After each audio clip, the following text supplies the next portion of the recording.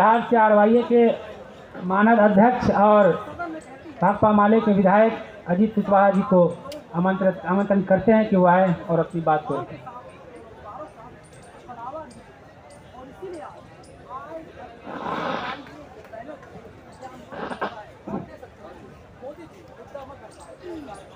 इनकलाबी नौजवान सभा आरवाईए के द्वारा दिल्ली के जंतर मंतर पर संसद भवन के सामने आयोजित इस यूथ पार्लियामेंट की अध्यक्षता कर रहे अध्यक्ष महोदय, यहां शामिल होने आए हमारी पार्टी सीपीआईएमएल लिबरेशन के राष्ट्रीय महासचिव कॉमरेड दीपांकर भट्टाचार्य जी,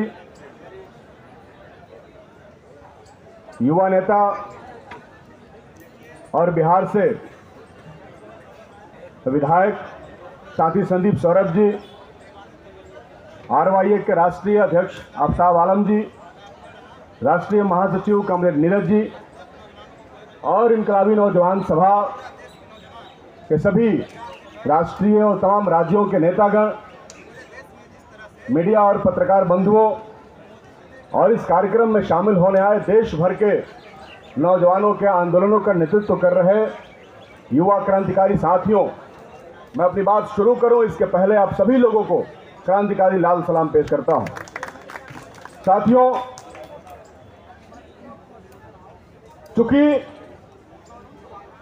जो मौजूदा देश का संसद है वह नौजवानों के विषय पर बात नहीं करना चाहता, वहां सत्ता पक्ष जबरदस्ती देश के ऊपर अपने मुद्दों को, अपने एजेंडा को थोप देना चाहती हैं। देश भर में वो नफरत, उन्माद और उत्पाद की राजनीति को स्थापित कर देना चाहती हैं और आने वाले 24 के चुनाव से वो रोजगार जैसे महत्वपूर्ण मुद्दे को खत्म कर देना चाहती हैं। इसीलिए इसी के खिलाफ आज हम सब लोग इसी संसद के सामने नौजवानों का एक नया संसद हमने लगाने का काम किया है, क्योंकि हम जानते हैं कि जब किसी भी देश की सत्ता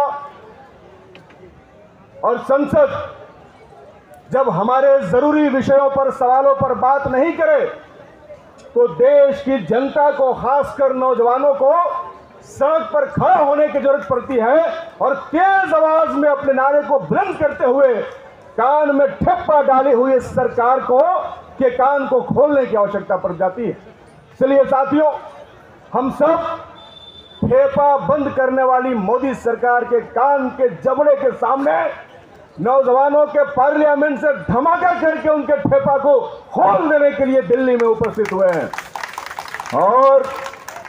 और ये जो गुरूर में बैठे हैं, ये जो चुप्पी साध लिए हैं, ये नीरो बने हुए हैं। देश जल रहा है, मणिपुर को उसके हाल पर छोड़ दिया गया, किसी ने कोई बयानबाजी नहीं की।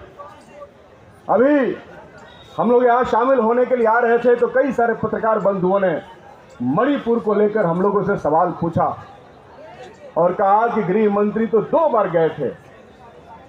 तो हमने उनसे कहा, अरे भाई, गृह मंत्री को आप लोग पहले से नहीं जानते हैं।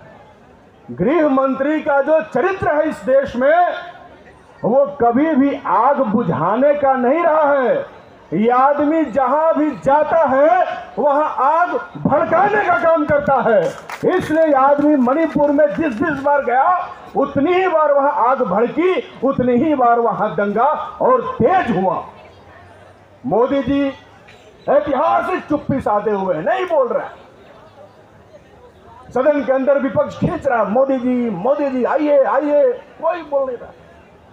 अभी लोग कह रहे हैं कि विपक्ष संसद नहीं चलने दे। राजब हाल है, हम लोग भी एक राज्य के सदन के सदस्य हैं। विपक्ष जो कह रहा है उस पर बातचीत करने के लिए मोदी जी तैयार ही नहीं हो रहे। वो ये बताना ही नहीं चाहते कि क्या इस देश में किसी बेटी का बलात्कार होगा तो बलात्कारियों की गिरफ्तारी और बेटियों को न्याय देने के लिए क्या देश के नागरिकों को वीडियो वायरल करना पड़ेगा? ये तो देश का सवाल है कि क्यों कार्रवाई नहीं हुई 77 दिनों तक, क्यों बातचीत नहीं हुई? आप बेटी बचाओ बेटी पढ़ाओ के लंबे लंबे नारे, बड़े बड़े पोस्टर देश भर में लगवाए हुए, कैसे बेटियों को न्याय मिलेगा? बेटियों को न्याय देने के लिए और न्याय पाने के लिए क्या इस मुल्क में वीडियो वायरल करना पड़ेगा? इस सवाल का जवाब कौन देगा?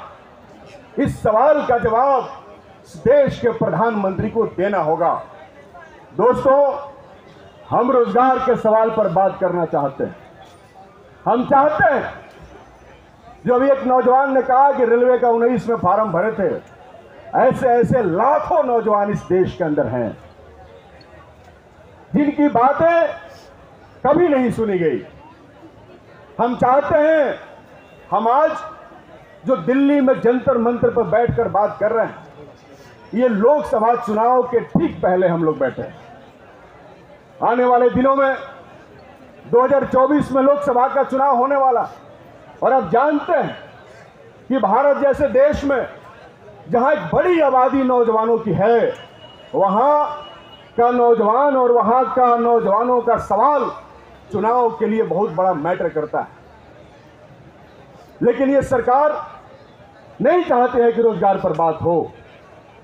ये नहीं चाहती है कि 9 साल पहले किए हुए नौजवानों से इनका जो वादा रहा 2 करोड़ नौकरी का, उस पर 9 साल बाद बातचीत किया जाए, क्योंकि आप जानते हैं कि ये पहले ही उसको जुमला घोषित कर चुके हैं।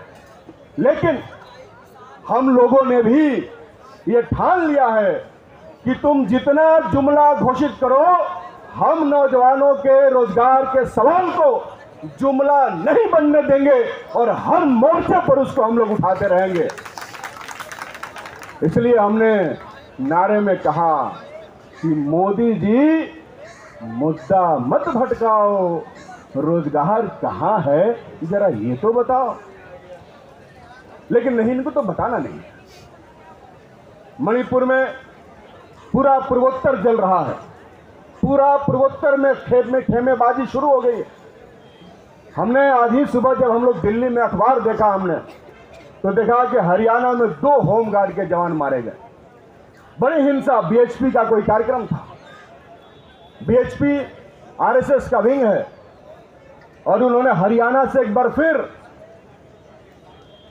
जहां जिस हरियाणा और पश्चिमी उत्तर प्रदेश और इन तमाम हिस्सों में किसान आंदोलन की ऊर्जा, उसकी आग है, जहां इस पूरे क्षेत्र में महिला पहलवानों पर जो जुल्म हुआ, जो दमन हुआ, जो अत्याचार हुआ, उसको लेकर के करंट है।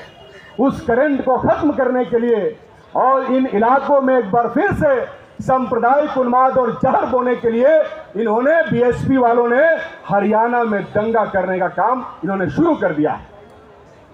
और इसी तरीके से ये चाहते हैं कि देश भर में दंगे की खेती हो।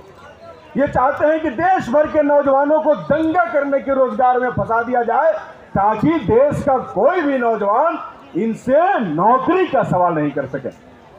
साथियों, हम लोग इनकलाबी लोग हैं। देश भर में हमने इनके खिलाफ जनता के सवालों पर हमने मुहिम छेड़ रखा है, और आज जंतर मंतर पर खड़ा होकर हम देश भर के नौजवानों से कहना चाहते हैं, ये आपको मणिपुर की आग में देश भर के नौजवानों को झोंक देने पर आमदा है। हमें उससे बचने की जरूरत है, हमें वहां से बाहर निकलने की जरूरत है। हमें नौजवानों के रोजगार के सवाल, हमें महंगाई भ्रष्टाचार के सवाल पर मजबूती से खड़ा होना होगा। आने वाला चुनाव जो 2024 का चुनाव है, जो इंडिया वर्सेस एनडीए का चुनाव है, उसमें इंडिया को जिताने के लिए देश भर के नौजवानों को एकजुट होते हुए मोदी की इस खौफनाक सरकार को नेस्तनाबूद करने का संकल्प लेना होगा। और हम समझते हैं कि यूथ पार्लियामेंट का ये संदेश हमारे नौजवान देश भर के गांवों में, घरों में, खेतों में, खलिहानों में लेकर के जाएंगे और इनके नफरती जो इरादे हैं, इनका जो नौजवानों को बांटने की कोशिश है, उसको खत्म करते हुए अमन, प्रेम, मोहब्बत और भाईचारा का संदेश देते हुए आम जनता का जो सवाल महंगाई, लूट, कारपोरेट लूट, सांप्रदायिक उन्माद, बेरोजगारी है, उसके खिलाफ जनता को एकजुट करते हुए आने वाले दिनों में मजबूती के साथ इनके खिलाफ, इनके सरकारों के खिलाफ अपनी लड़ाई को मजबूत करेंगे। इन्हीं बातों और उम्मीदों के साथ निश्चित तौर पर आने वाले दिनों में हम नई सुबह देखेंगे। निश्चित तौर पर 24 में इस देश में कोई नया सूरज उगेगा जो एक तरीके से पूरे देश में तमाम लोगों को, हिंदुओं को, मुसलमानों को, सिखों को, ईसाइयों को, जैनों को, बौद्धों को, तमाम संप्रदायों, धर्मों को एक समान सबको ऊर्जा देगा। निश्चित तौर पर हम उम्मीद करेंगे कि 24 में वो स्वराज हम देखेंगे। इसी उम्मीद और भरोसे के साथ कि हम सब मिलेंगे, हम सब लड़ेंगे। दोस्तों, लड़ेगा इंडिया और जीतेगा इंडिया। बहुत बहुत धन्यवाद। इनकलाब जिंदाबाद।